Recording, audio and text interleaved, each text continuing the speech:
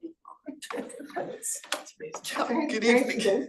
Good evening, everyone, and welcome to the November 18th regular meeting of the Louisville School Division Board of Trustees. We begin this evening on a sad note, having recently learned of the passing of a parent in the Louis Riel School Division community. Of course, our sympathies, our thoughts and condolences are extended to friends and family members, as well to the school community that this parent had a close relationship with. So I ask at this time that you rise as you are able for a moment of silence.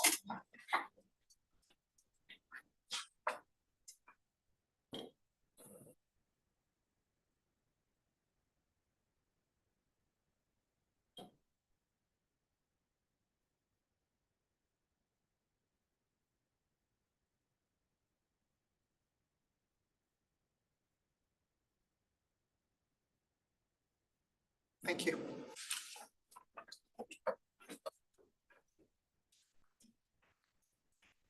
This evening with our land acknowledgement read today by Trustee. Louis Riel School Division brings together a community of schools on the traditional land of the Anishinaabe, Ininuak, and Dakota.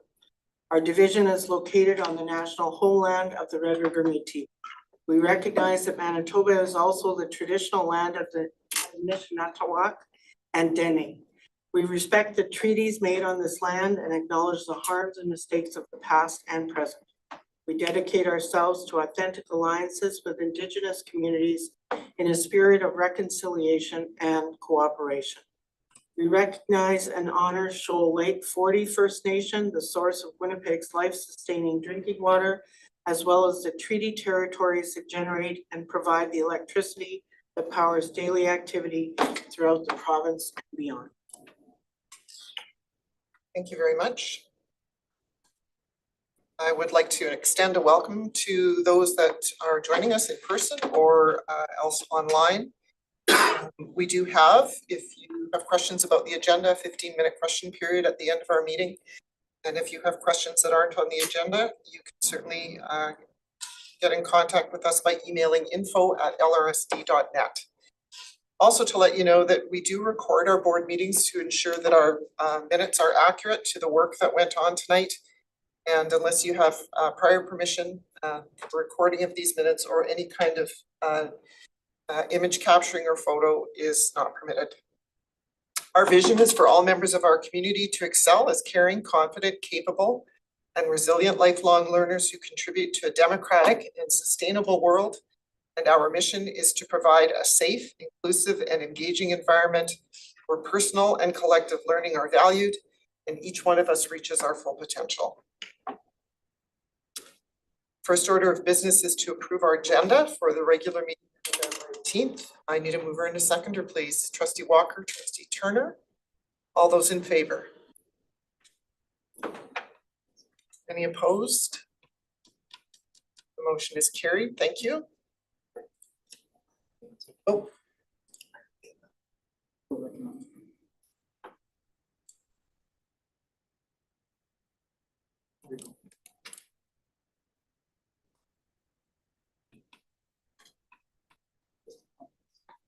Oh, sorry, I thought I yes. Well, I said yes, but I don't have anything. Yes. Thank you. The minutes of the regular meeting of November 4th were circulated. I'm not aware of any errors or omissions, so we will accept those as they were distributed. News this evening, first from the Board of Trustees, provided by Trustee Kolachuk. Thanks, Trustee Nemeth.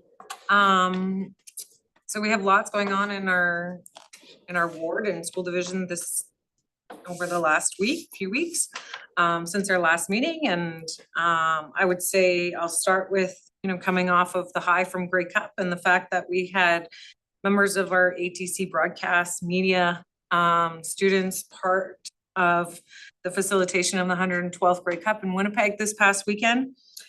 We also had the opportunity to have the Saskatchewan Rough Riders band, which, it's okay that they come to this province, but they did participate in some things with LRSD musical students. So Yes, you gotta like green, cause they do give, which is good. So it was really nice to see that cross collaboration and opportunity for our students in Winnipeg. Volleyball is hot right now, especially you know, I don't even know how to say this, AA, 4A, whatever the right acronym is for our junior varsity volleyball team at Bruns. Both the girls and boys are SCAC champs and won at home last week. The Island Lynx grade 8 girls are also playing in their division finals tomorrow, November 19th at École George McDowell. So they're top 4 in their division, and so is HS Paul's and École George McDowell. So it's really nice to see 3 Louis Riel School Division schools, along with Springs, in the top 4 of their division. The other thing I wanted to mention was that the Collège Boliveau boys hockey team won gold in BC at Coquitlam in the Gold Classic. And that if you're looking to spend some money this Saturday, November 22nd, LRATC is having, it's Saturday, right? Yep. Saturday, their LRTC Winter Market. There will be a pancake breakfast. There will be pics with Santa Claus, live entertainment, children's activities, and of course, lots of food and snacks and local makers. So make sure you check it out. It's a great place to go and find some good Christmas gifts. Thank you very much. News from the senior leadership team by Acting Superintendent Anderson. Thank you. I would like to start at Frontenac School. Or some rules as well, Jamie. Go on. At Frontenac School, they had a wonderful ceremony called No Stone Left Alone.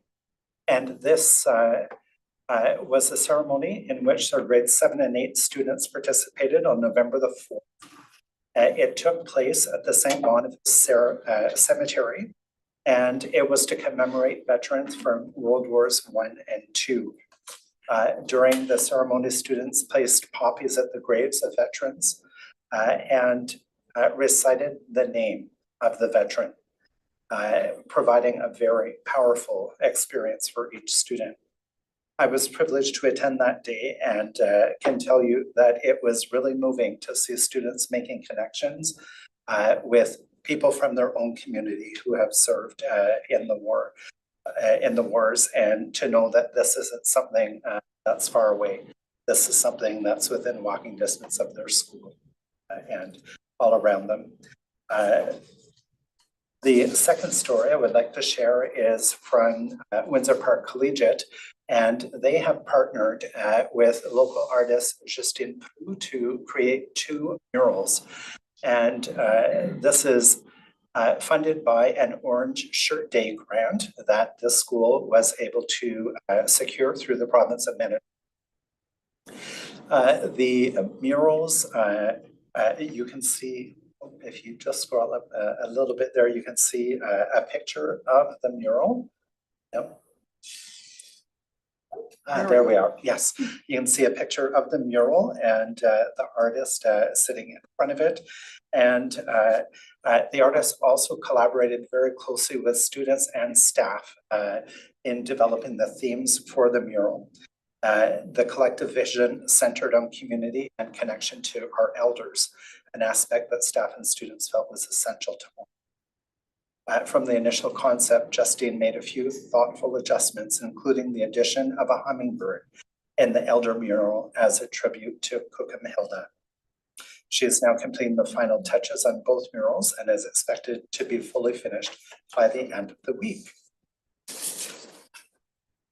Okay, now I see why we were having some problems. Also would like to share a wonderful opportunity that the Windsor Park Collegiate Royals football team had to attend and be honored at the Manitoba Legislature. This took place on October 27th when Minister Renee Cable delivered a statement honoring the team. And so you know the Royals were officially established in just 2 months this summer, a timeline that typically requires a full year of planning. The accelerated launch was made possible through partnership with the Winnipeg Blue Bombers and support from Wade Miller, who helped the school secure coaches, equipment, and players for the team's first season. The program was officially welcomed into the Winnipeg High School Football League in June and held its first training camp in August. Many of the student athletes had never played organized football before joining the team, but their commitment was admirable. The Royals played their inaugural game on September 9th against the Grant Park Pirates at Maginot Field, and the school division could not be prouder of them. Together, they've moved the chains for high school athletics for the better. And our last stop on this tour through Windsor Park Collegiate and College Belleville family of schools is at École Van Bellingham. And this new school year saw the opening of École Sage Creek Bonavista, which had a significant impact on École Van Bellingham, with approximately 130 students leaving to join the new school. Now, with a little bit of extra space in the building after being crammed for many years, the school was able to accommodate a new late immersion program. And you can see students posing for the photo there. These are 25 grade 6 students from across the division who have opted to begin their journey in French immersion in grade 6. The students will study in a sheltered program in grades 6, 7, and 8. And join their peers from early and middle immersion in grade 9. Madame Evelyn Tugby is immersing this highly engaged group of students in the language through practice, play, and community building activities. And another note at the school, the last photo that you see there are some wonderful improvements that have been made to the building itself. The washrooms in the main hall have been fully renovated, and the space, which was very outdated, is now functional and as individual washroom stalls, affording students more privacy than the previous arrangement. Thank you. Lots of good news as always. Thank you to both of you for bringing that to our meeting tonight. Item 4, presentations to the board. We welcome a couple of folks here this evening and setting us up. Oh, okay, Megan, you're gonna introduce yourself, and we welcome Chris, and podium's all yours. Great, so good evening, everyone. Thank you for having us. I'm here with Chris Hadebreck. So Chris is here, he's gonna lead us off talking about programming out of Monterey, which was established this year as a therapeutic learning space for our students. Some of our students from our high schools who are really engaged in their learning and thriving in this learning community. So I'm going to turn it over to Chris. Thank you. My name is Chris Hadebreck, as Megan mentioned, and I'm going to talk to you a little bit about LRSD programming out of Monterey. So this is designed to be a therapeutic learning space that is trauma informed and supports students who need to be away from their home school for one reason or another. If you take a look at the slides, you can see some wonderful photos, and I'm going to also incorporate a few quotes from caregivers and students as we go along through our presentation today. But the LRSD programming out of Monterey is really founded in 2 important principles. The first is therapeutic crisis intervention for schools, which is a program that has come out of Cornell. And it's a way to support students with de-escalation strategies, teaching and creating safe and supportive environments. As a 15-year teacher with lots of experience working with students who have trauma in their background, I was really excited to see that TCIS pairs beautifully with our Circle of Courage framework and our multi-year strategic plan. So I think that this is a wonderful foundational piece for the work that we're doing at Monterey. We also are very, very collaborative in our program, working with caregivers, with students, with homeschools, and with staff across the division. But what I'm most excited to talk to you about a little bit today is some of the programming that's happening. So if you take a look at the photos, you can see there's land-based learning going on. We have 2 classroom spaces, and we do lots of life skills, field trips, and engagement out in the community. We always fall back on the phrase, participation through invitation. We program to create as many opportunities for students as possible. So students never feel like they're told what to do when they come to school, but that they can select something that they want to do. So we had a caregiver reach out and say, my daughter loves coming there. I can't believe it. Mornings aren't a fight anymore. She's getting up and ready to go because she wants to. A very reflective quote for what we're really looking to achieve. And how does this all come together? Well, really, it's a wonderful and incredible staff that is working incredibly hard in a very unique situation. Our two teachers, Charlene Turcott and Jenna Baker, work incredibly hard to create this learning environment where we have opportunities for students to have voice and choice. They use one-to-one conferences to listen to student voice on what they want to learn about. They use assessments and data from our clinical services team to create what we call appropriate challenge. So what is the next step in a student's learning and how can we get them there using a strength-based model? This provides opportunities for students to engage in all types of curriculum through thematic units that we do each month. So for example, right now we're studying what makes planet Earth special. This is a way that we can access K-12 curriculum and students can work towards credit attainment while still pursuing what they're interested in and their strengths. The photo doesn't do it justice, but if you look in the top right corner, you can see a terrarium that lives just in the central space of Monterey. This is a completely student-driven project from start to finish. We planned it, gathered the wood, the stone, the sand, priced out every item, and built and created this incredible terrarium that he's hoping to turn into a small business once he's graduated high school. Our educational assistants, Christy Oshaway and Rick Serene, are incredible at not only supporting academics, but working to create developmental relationships with all students. This means they're forming attachment, a balance of power, progressive complexity, and reciprocity in their interactions, really creating a trauma-informed environment. Our clinical team is essential with Kim Mackey as our social worker and Keith Bowen as our educational psychologist. They have the opportunity to work with students during the day, which is an incredible gift for the students that attend. Not only do they work to support students during the day, but they also work closely with caregivers and families to provide opportunities for support, not just during the school day, but on evenings and weekends as well. We also partner regularly with our Indigenous education team, including knowledge carrier Eric Flett, a variety of teachers and a variety of cultural connections to provide culturally informed school environments as well. And then of course you have myself who works to basically coordinate all the moving parts of this incredible program. We all know how important it is to engage with caregivers, and this has provided a unique opportunity in my educational career to form not just a transactional, but a relational connection. Over the last 2.5 months, we've seen our calls, our emails, and our connections really grow from just like, what do we need to get stuff done, to actually connecting, reaching out, families asking for support or sharing news with us in really meaningful ways. This is a foundational piece of the program and starts right from the intake process. Families come in with their students and we discuss their strengths and their goals for the future. And that helps inform our programming right from the moment go. You can see a photo there of our fall feast where we had caregivers and invited guests in to share a meal with students.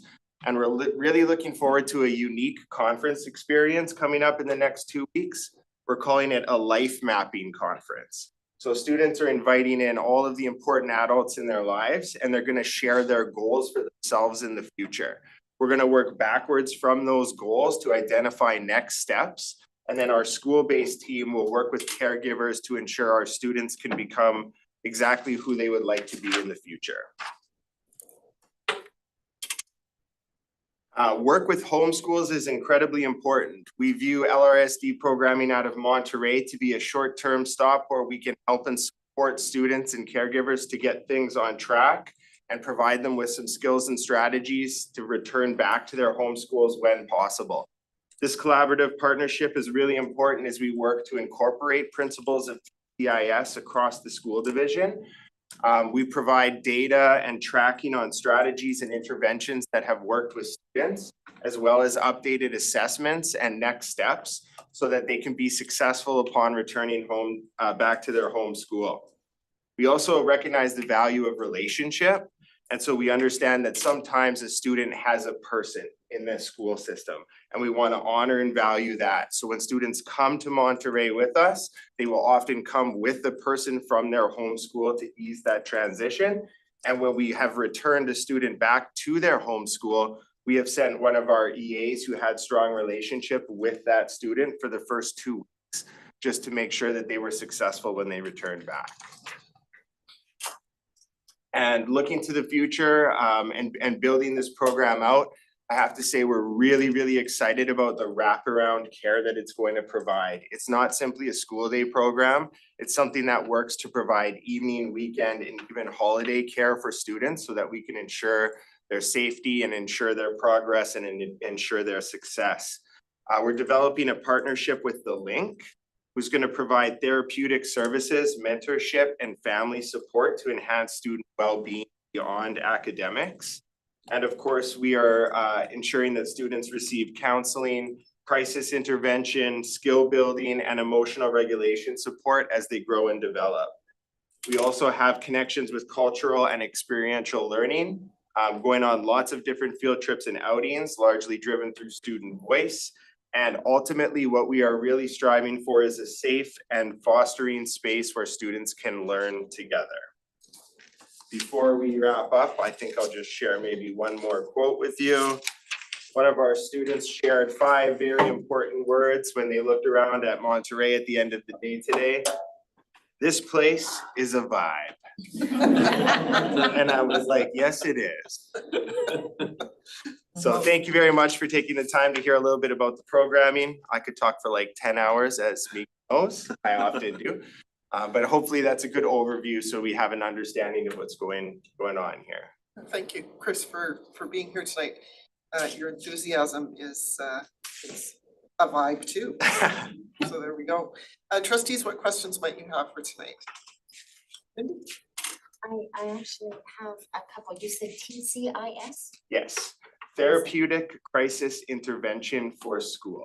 Okay. So that is a program that was developed by Cornell, and it's all about trauma-informed practice. So how we create the environment, the way in which we problem solve with students, and the way in which we try to teach and build skills. So if a student has a crisis situation, there are steps that we can follow in order to ensure that not only are they supported in that crisis, but they actually have some new skills and a new understanding of how to handle that next time a little bit differently. That was just what does that mean? How does the student become involved in the program? Like what's the criteria? What would happen that would, okay, the student needs to be in? How does that work? So we're working really collaboratively to build these processes out. And that's kind of a part of the growing of this. What we're looking for really is clinical services and homeschool teams to be identifying that this might be a good fit for a student. And then we are working within capacity limits as well, understanding that we have services that can't be offered to a number, let's say of 60 kids. We have to make sure we keep it within a range in which we can provide the supports. Thank you, Trustee Palmquist. Yeah, sorry, could you elaborate on the collaboration with the homeschooling? I'm interested in that. Yeah. Is that sorry, within the framework of homeschool students that are of higher needs, or is this like an area that moves into outside? So all of our students maintain connection to their homeschool. They're still registered. Oh, I thought you meant homeschool. No, Homeschooling. sorry. Okay. No, Was that like, the first time? no, sorry, I mean I like, get it, so I get like Glen Lawn would be a student's Right. homeschool. Yeah, yes. Forgive me. Yeah, no, good clarification there.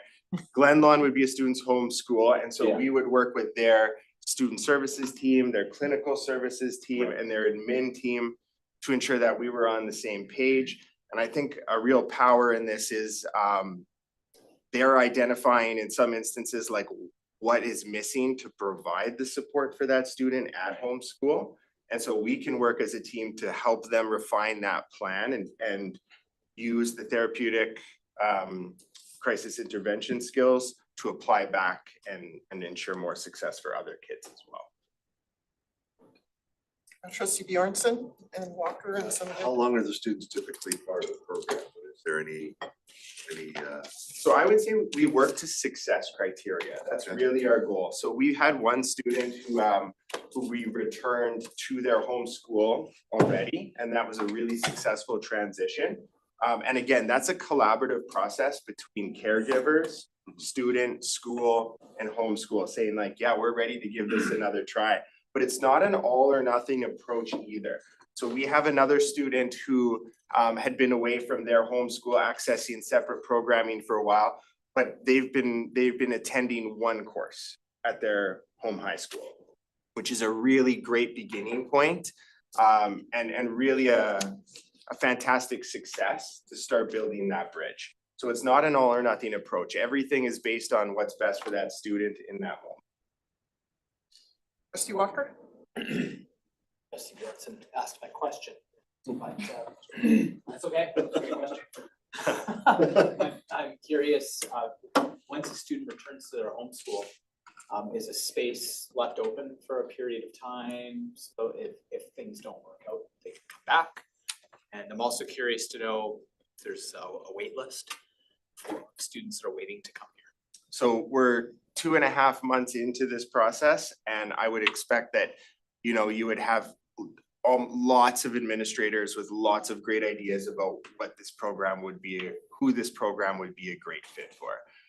There's an incredible need for trauma-informed care in schools across our division, and I think the TCIS training that we're undergoing right now for our EAs and student services teachers is globally going to make a real great difference for students everywhere.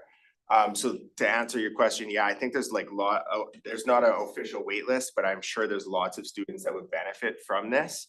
And when we are transitioning that student back to homeschool, we would be careful that we would not be leaving them without adequate programming in LRSD. Trustee Simonella? I'll withdraw my question because I think it was answered in some of the comments Okay. around the perfect, thank you. training and who's gonna be handling this. Thank you.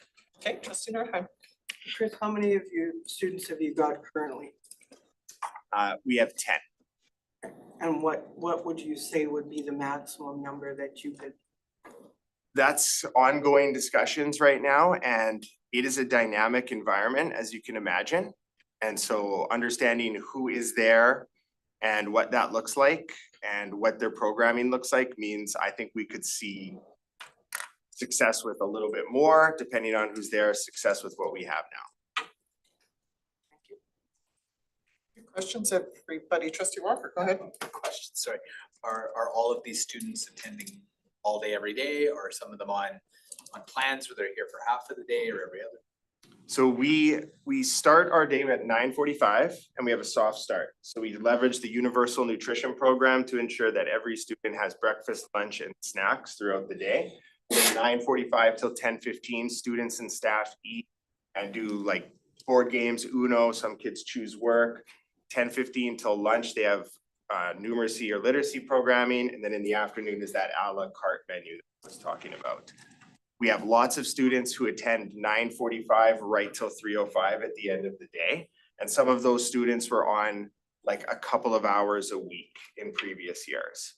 And I think that's a huge magic part of this is that students are like coming to school. We have 2 students who haven't missed a day of school yet this year, which is incredible considering if you were to look at their previous attendance, it would not line up in that way. Like the attendance has been incredible. To answer your question, we have a few students who are employed and so they work a few days of the week and then access programming on other days. And then we do have a few students who have individualized schedules that are planned with caregivers as well. So really it meets the needs of students, but the attendance has been phenomenal. Just a note, I do a soft start in my classroom. I'm a grade 1-2 teacher, and it's just the best part of the day. Right? Like board games, eating, talking about the day, like sets the tone for the. And that's where that relational piece comes in, and when things get hard, that's when you can lean on that developmental relationship, and yeah, you're right. That's really cool. Any other questions from anyone? Thank you very much for being here. Good luck. It Thank you. sounds like a lot of work on your part, but your enthusiasm is infectious, just judging by the great questions that we had. So we wish you great success. And we wish your students great success as well. Thank you, Thanks. and check out the terrarium on your way. Yes, yeah, thank you. Really?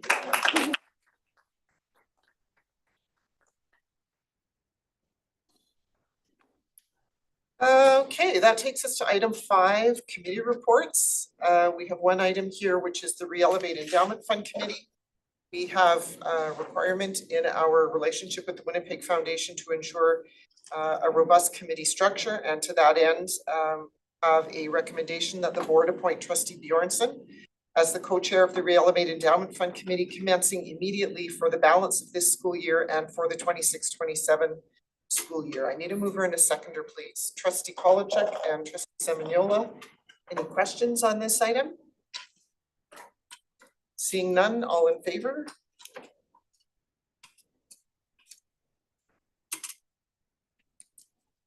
Any opposed? And that motion is carried. Thank you. Congratulations, Trustee Bjornson. You've been on the board for about, what, 10 minutes now, and you're already doing some heavy lifting, and we certainly appreciate that. I think you'll find the work and the opportunity rewarding, so we appreciate that you've taken that on. Item 6 is finance and audit for Q1 report, turning to the Secretary Treasurer. Thank you very much.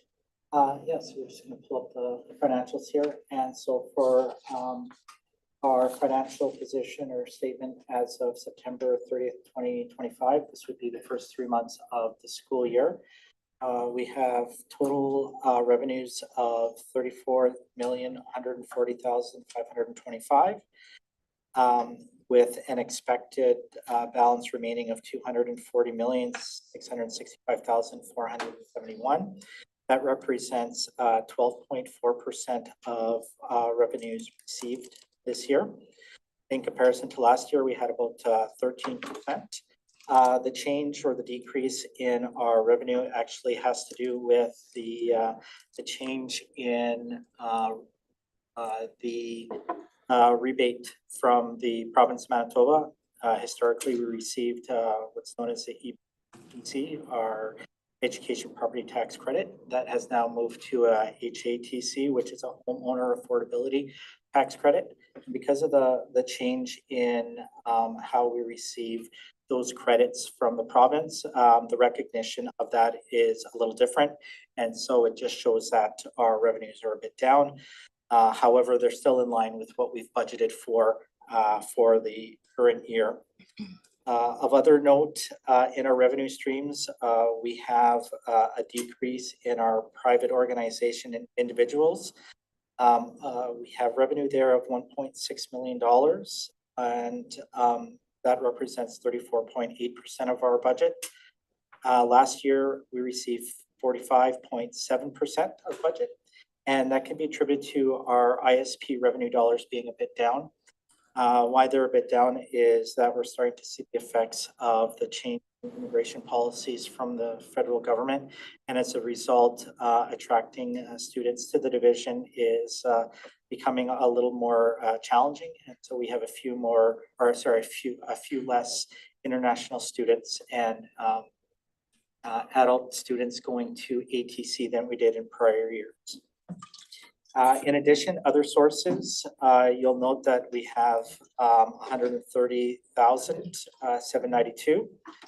That's 58.1% received versus 209.2%. And what that represents is interest earned on our cash balances over the summer. Now that we have our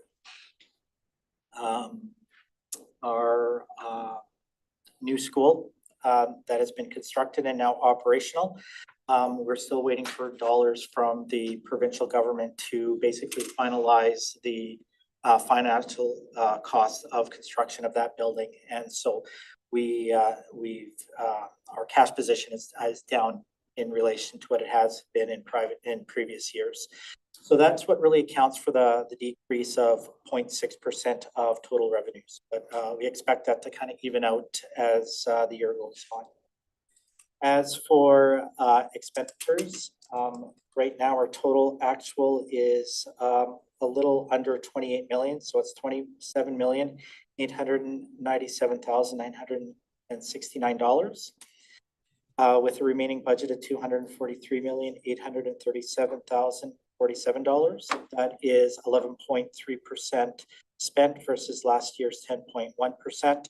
And that really just has to do with the increased costs in our teacher salaries, as well as the increase in FTEs that we have for teachers and support staff compared to last year. So as a whole, we're right on track when you look at the percentages of revenue versus expenditures of 12.4% versus 11.3%. It's essentially telling us that we're on budget for this year as of right now. That's all I have. Great, thank you very much. Trustees, do you have any questions about the first quarter report? All right, seeing none, we will move on to item 7, which is chair information to the board. One item here this evening that is related to trustees attending parent council or PAC meetings at our schools. Trustees will have received recently the contact information for the chairs and vice chairs or presidents, however they call themselves, for the schools that have active parent councils in the division.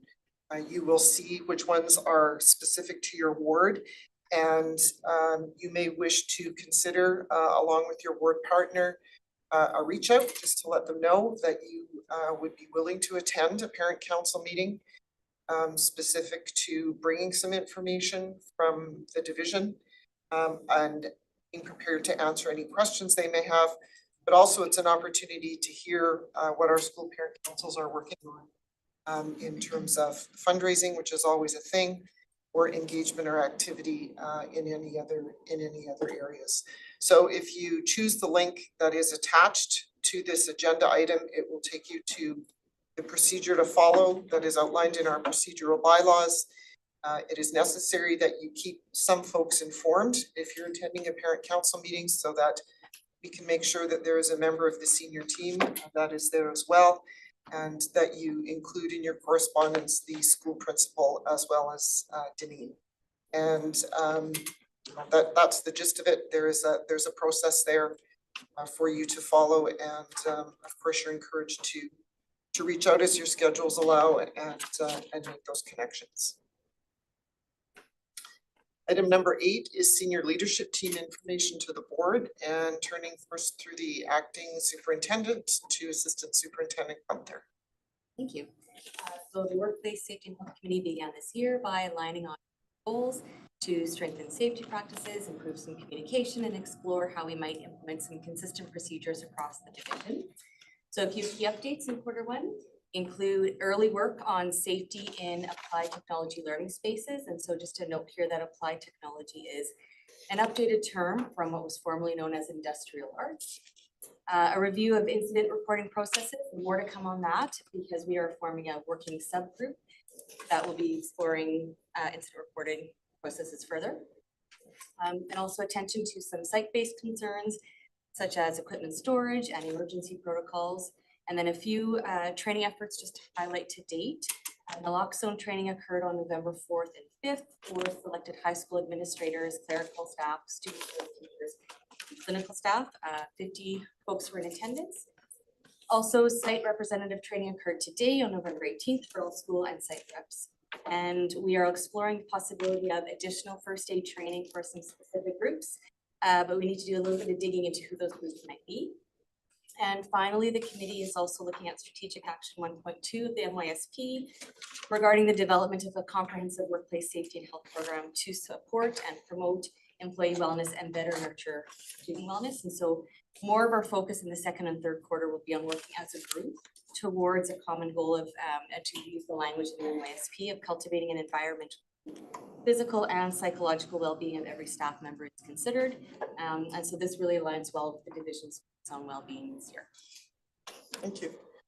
Any questions? Trustee Palmquist. This is a best practice comment. Great to hear about the naloxone training. I wanted to give a piece of constructive advice. I intervened a few weeks ago in a overdose just in front of Glen Lawn Collegiate. Happened to be passing by at the time on my way from work. One of the things that struck me from that experience, not my first, but is my most recent, and is the lack of knowledge about street slang for different types of drugs. So I was able to identify the drug in question that the person who overdosed was on through basically knowing street slang. So I think that is a good best practice in this type of training going forward, is to share the commonly used terms and jargon amongst drug users for XYZ drug, particularly opioids, which are the ones that naloxone dose would help. I'm not sure if that was part of the training itself, but I can do that.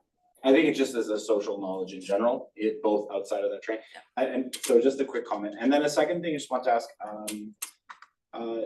I've asked this before, but I always bring it up. Are motor vehicle collisions of staff and students covered under this report? The motor vehicle? Like even, So we have incident reports that go in, right? And so Yep. when folks fill those out, that's the data that we capture. But that's something that our working group is going to be looking at, is exactly, can we detail it a little bit more into what we're asking people to. okay. Yep. Yeah, like is there opportunities for people to identify traffic concerns as part of workplace safety concerns, which have been a thing on the part of people, especially like things like pick up and drop off duty, work on the part of staff and so forth, so. This would be a good best practice, I think, consider for the future. Any other questions on this item? Trustee Nordheim. Has the committee had an opportunity to review the Guarding Minds information? And is that part of the work?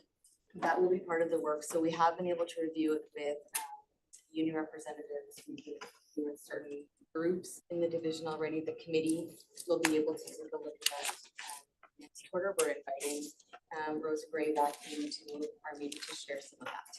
That was her work. And will that next steps be shared with the board? Further information from the Guarding Minds, because we just kind of touched the surface. So So, what we're doing with that? yeah, Yes, that was. okay, thank you. Any other questions? Good questions. Thank you. Yeah. Leadership team meeting from last week. Good, thank you. At the leadership team meeting on November 13th, divisional leaders continued work toward their project-based leadership learning projects.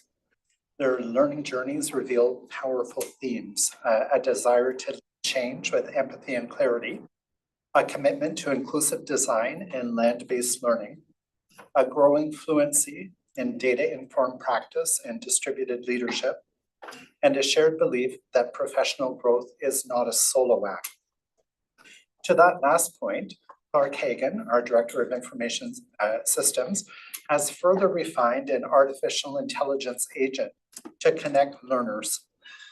The AI tool goes beyond assisting leaders to identify common themes. It offers them perspectives they may not have considered and helps them to identify next steps on their learning journey. It also acts as a matchmaker, providing suggestions of colleagues with key skills in specific areas of the learner's need.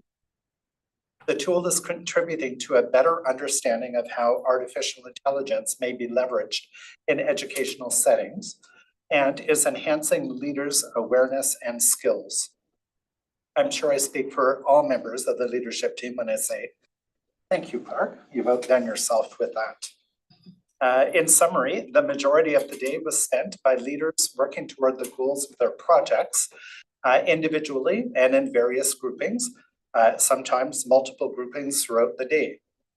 Leaders have been saving their work in a dedicated folder that makes it easier for the AI tool to promote collaboration among schools. Leaders also completed an exit survey whose answers will serve that same purpose, in addition to informing format and structure of the next leadership team meeting, which is scheduled for December 11th.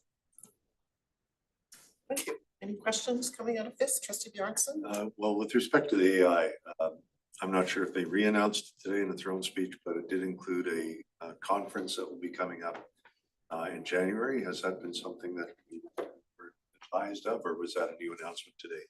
No, we were given a save the announcement already, I would say 6 weeks to 2 months ago.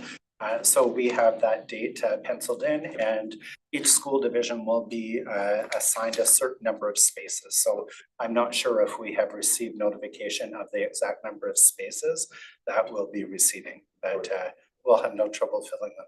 Okay. Any other questions here? All right, we'll leave it with you again for enrollment update. Yes, and if I could get you to please access the data hub that's on our public facing website. So this is information that anyone can access at any time. You can see the current enrollment in the school division is 17,397 students. And that will change tomorrow, the next day, as students move in or out of the school division. The graph in the middle shows you that approximately 1/3 of our students are enrolled in French Immersion.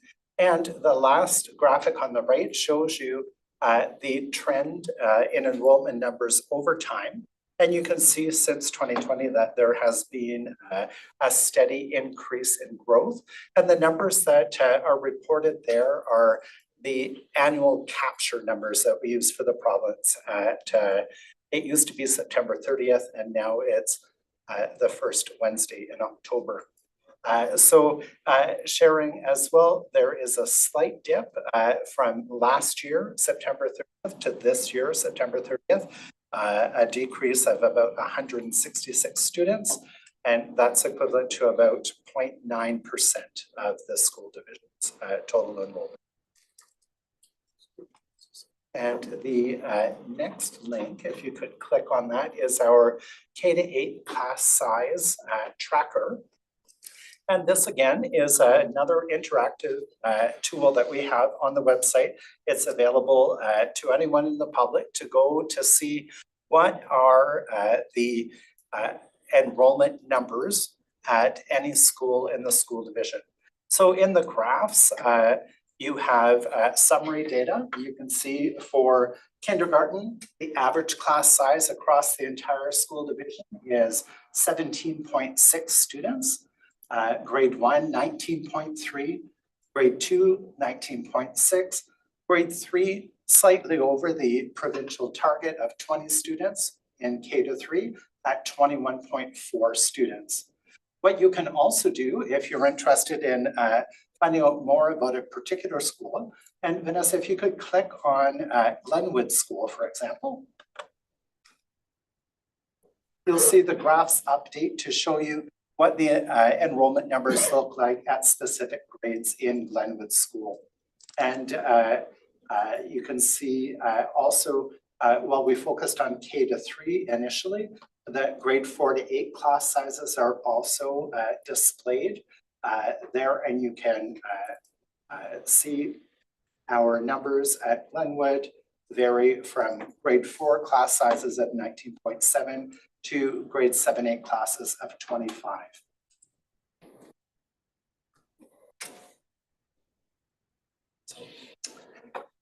Any questions, folks, on this information? This is all available to you, to anybody. Look at from the comfort of their home, their office, anywhere around the world, any time of the day, so. Might be something interesting if you're going to parent council meetings to make sure parents are aware of the ability to do so.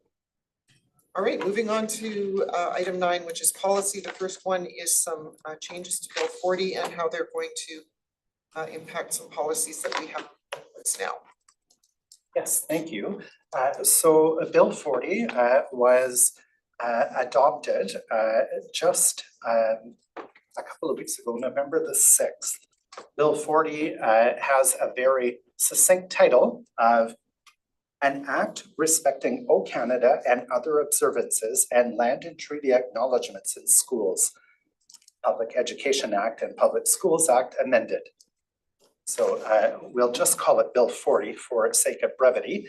It is now awaiting royal assent, and a summary of the bill's legislative process is available on the provincial website, showing how it went from introduction through various readings, committee phase, amendments, to final adoption on November the 6th.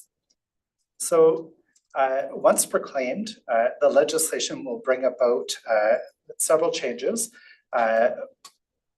One is the advisory board that previously existed under the Education Administration Act is dissolved, as are two regulations that were issued from that section of the legislation. So the School Patriotic Observances Regulation and the Religious Exercises in Schools Regulation will cease to exist. And what does that mean?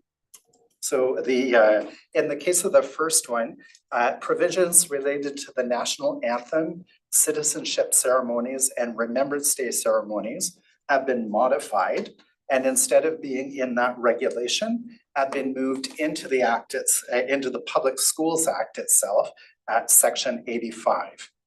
And provisions that previously existed in the School Patriotic Observances Regulation related to the royal anthem, God Save the King, were not reestablished elsewhere. And in terms of the Religious Exercises regulation, I wanted to point out to you an important distinction between religious exercises and religious instruction so that folks don't conflate the two. So religious exercises refer to the Lord's Prayer or reading of scripture at the beginning of the school day. And this regulation is no longer needed because in fact, there was a court decision in 1992 from the Manitoba Court of King's Bench that struck down that section of the Public Schools Act that allowed for religious exercises. However, it's continued to exist in the Public Schools Act ever since 1992, even though you can't do them.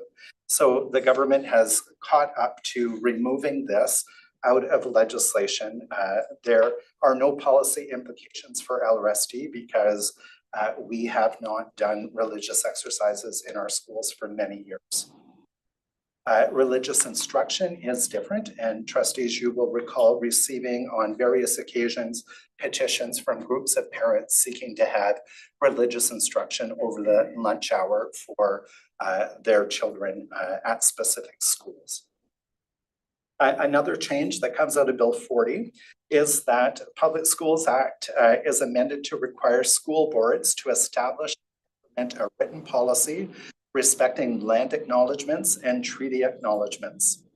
And I would point out that certainly doing land and treaty acknowledgements is a well-established practice in our school division. We don't currently have policy requiring that this be done. So this is work that the board will need to do over the next little while. And there are a couple of different options for how we might incorporate this in our policy manual.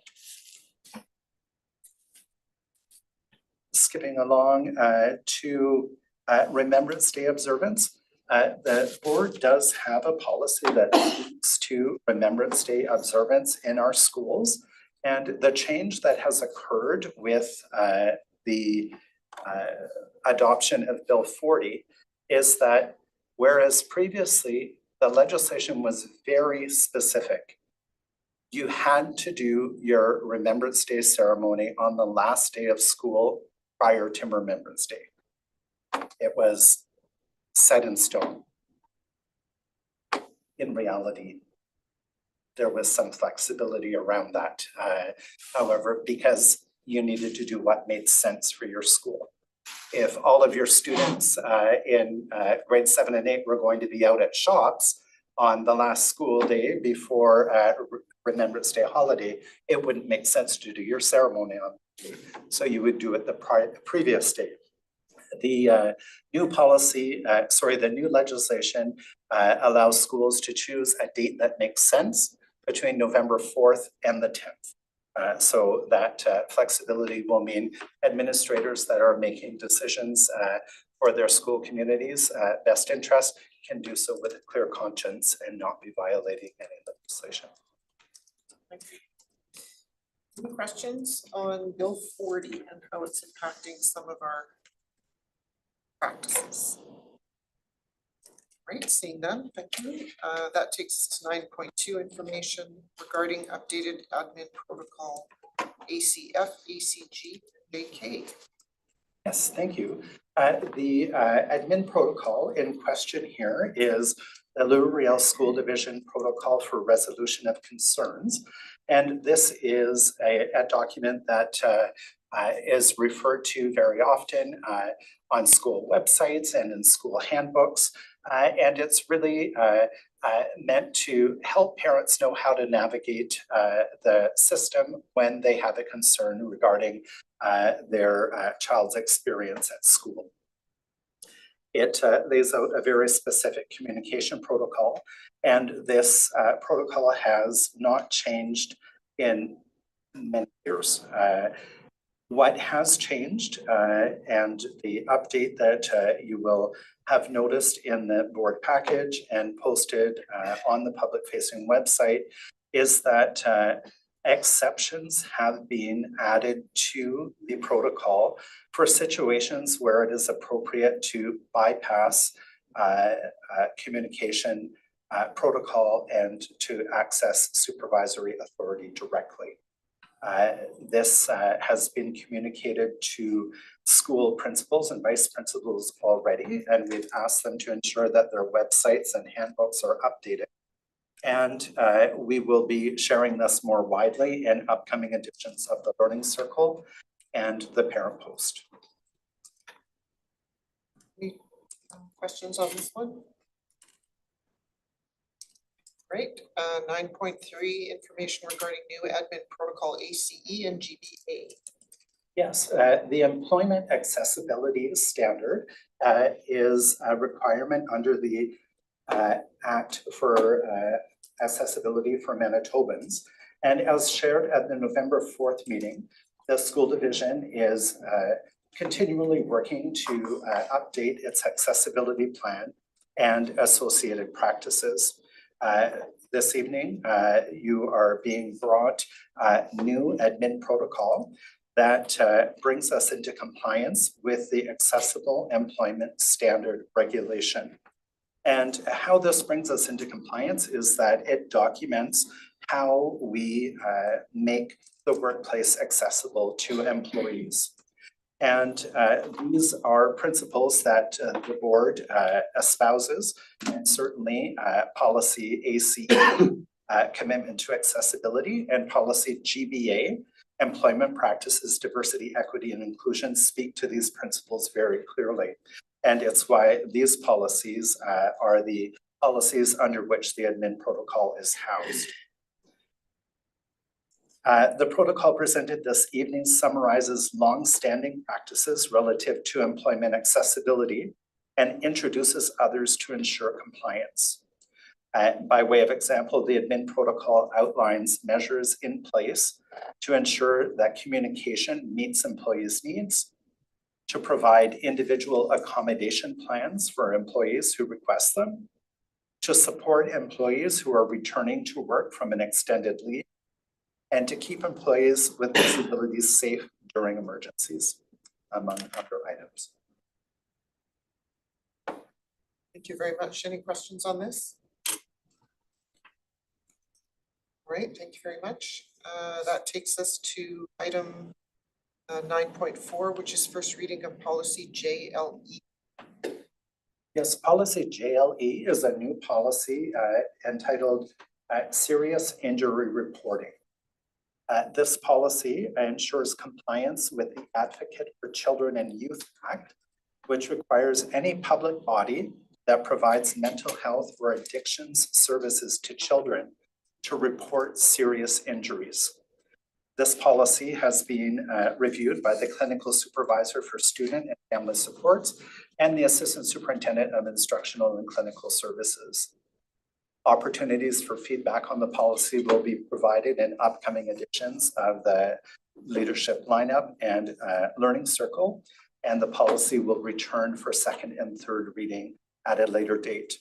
Essentially, what the policy outlines is the duty, very much like the duty to report a child in need of protection to Child and Family Services when a child who has sustained a serious injury, including attempted taking of their own life, that needs to be reported to the Advocate for Children and Youth.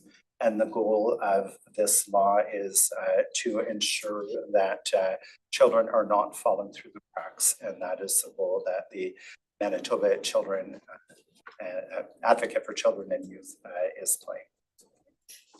So the motion then is that policy JLE requirements related to students who have sustained serious injury reviewed by the Policy Review Committee receive first reading and be in committee and brought back for second and reading in the future. Bring a seconder, please. Trustee Kolachek, Trustee Semenyola. Questions on the motion? Seeing none, all those in favor? Any opposed? Motion is carried. Thank you. Oops. Great. There we go. Item 9.5 is ratification of amendments to policy ADD and administrative. Thank you. In June 2025, Manitoba Education published Safe and Caring Schools Provincial Code of Conduct, Behavior Intervention and Response using a Student-Centered and Strengths-Based Approach. A wordy title. The updated policy directive from the province expands upon existing legislation and regulation for the purpose of strengthening school-wide approaches to support prevention, intervention, and response to student behavior. Manitoba Education requires school divisions to revise or develop policy related to school codes of conduct by January 9th, 2026. I would like to thank committee members, Megan Van Konen, Divisional Principal, Sharad Srivastav, Principal of Collège Jean Sauvé, and Shauna Archer, Principal of Frontenac School, who have been supporting work to ensure compliance with the provincial policy directive. They have reviewed and approved the revisions presented for your consideration this evening.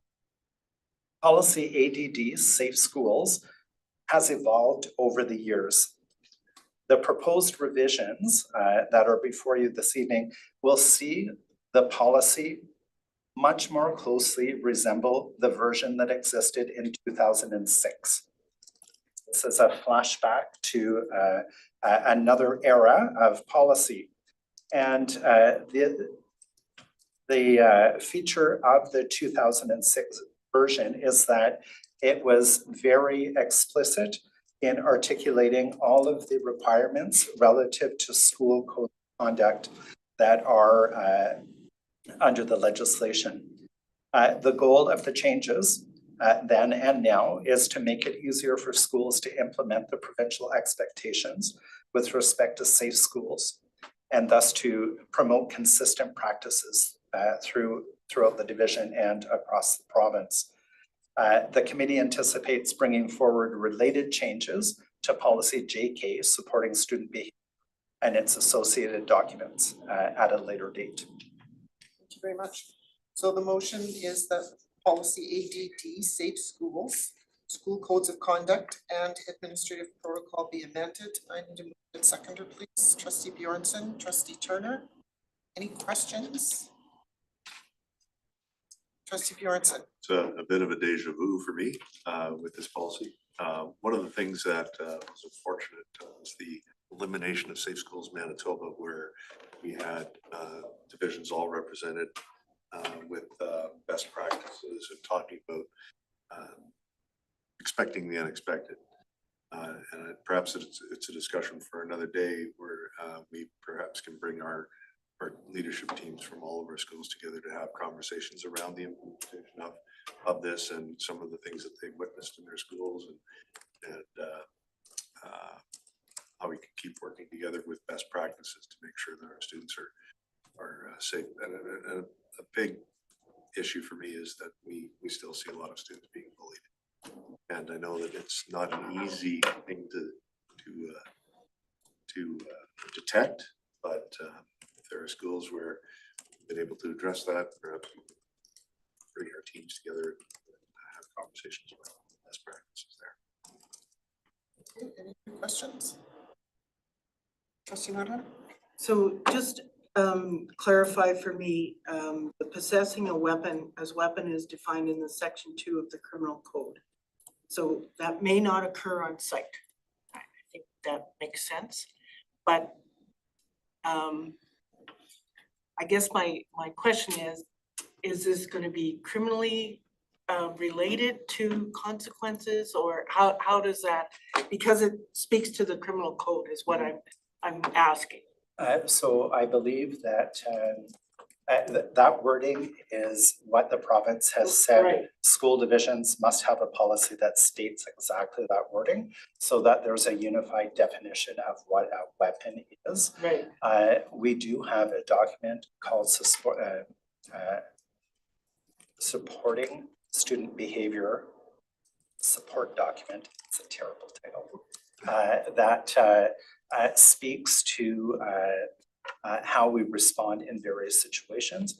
And when a weapon is involved, we would deem that as most concerning and involve our clinical teams. And there is consultation with police that can occur as part of that process as well. Would that be required? It Like our administrators aware of like the and I'm not, I guess you're moving forward in terms of, you know, what happens when, but these very serious situations, are they aware that there's requirements for sharing that in to their assistant superintendent or? Yes, so document that I referred to bringing back at a later date related to JK, that is at the core of that conversation. There is some updating that needs to be done because the last time it was updated, we still had a school resource officer, for example. Right. So there's some language that needs to be updated in it. But in terms of school administrators being aware of the existence of it, it is very typically posted on the bulletin board in the principal's office. This is a very useful and well sought after document. Yeah. Okay, thank you. Thank you. Any other questions? Trustee Sigurdson? Just for clarification, section 2 is very vague. It just says anything used or designed intended to be used to cause injury or death or intimidate. So it doesn't, it's not a complicated thing where it lists all the things that might be weapons. So No. people on site can easily make their own decisions from that, based on that. Right, and it really does, as you mentioned, come down to intent. A screwdriver can be a tool, but it can be a Spoon weapon. could be a weapon. Yeah, exactly. There's no list.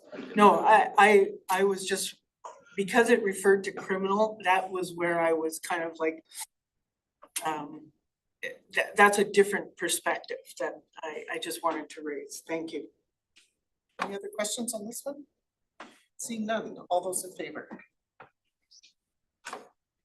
Opposed?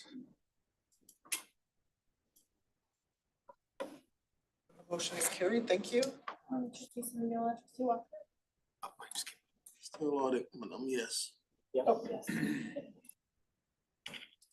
Right, item 10 is correspondence. There has been a number of pieces received and correspondence set out. I will draw folks' attention to that under 10.3, which is the Manitoba School Boards Association. You'll find executive highlights from the November 3rd meeting bulletin and call for workshops and a new SB statement of integrity. And so all of that will be archived as received. We have one action item today, which is reaffirmation of ward boundaries. And I will turn that to our Secretary Treasurer just to provide some background. Thank you very much. So in conversation with the province of Manitoba, they need reaffirmation of our ward boundaries that were passed in 2022. This is just to update our ward maps that are at the province of Manitoba. Okay, thank you. So the motion then is that the board reaffirm our ward boundaries for the Louisville School Division as outlined in the ward maps established by board motion 2021-084 on January 25th, 2022. I need a mover and a seconder, please. Trustee Kolachek, second. Trustee Sigurdsson. Any questions on this item? Is it possible to display the map? Boundary change or no? Do you have the map handy? We don't have the map handy. This is the map that goes back to like the one that was used in the previous election. Yeah, it's, we don't have a link to the map right now. See. We can provide it to you. Oh, no, for me, I have it. I just, if we're having a public meeting, I thought it would be important to display it so that whoever's in public can see it. If I can display it, that's fine. I'll report back, but I want to say that it's actually posted on our website. So I'll report back on that. Any other questions? Seeing none, all in favor? Any opposed? And the motion is carried. Thank you very much. We have arrived at public question period, so an opportunity for folks in attendance either online or virtually to ask any questions. I'm going to start online first. If there's any, I don't see any hands raised.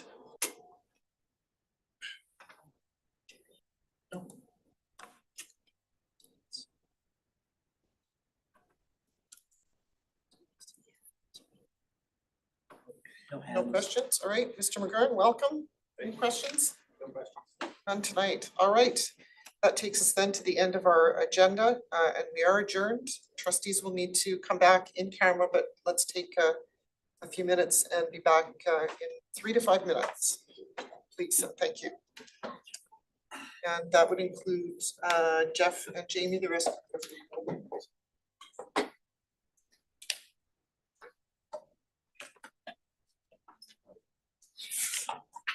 Oh, just a minute now.